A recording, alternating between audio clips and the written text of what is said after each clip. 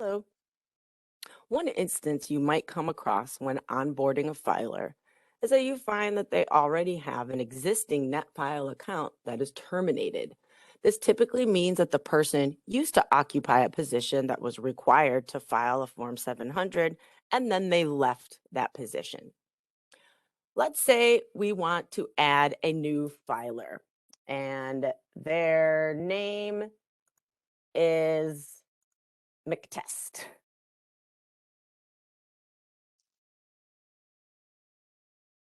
There it is. This is our filer, test McTest.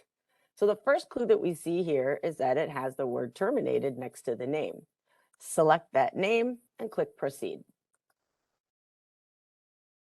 So we'll also notice here that this filer position is colored pink. So this tells us that the position is terminated. We also see a date started and date left here.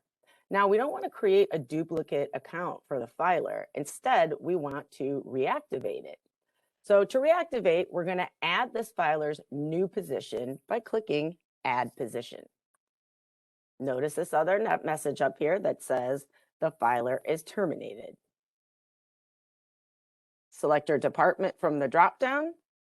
We'll go ahead and make this filer part of the Ethics Commission.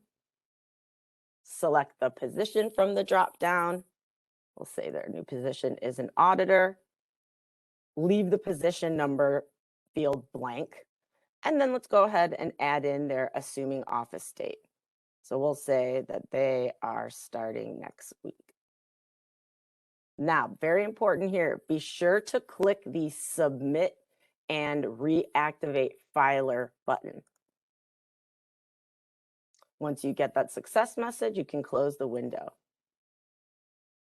So you can see here that the positions have updated, right? So our new position is here with the start date.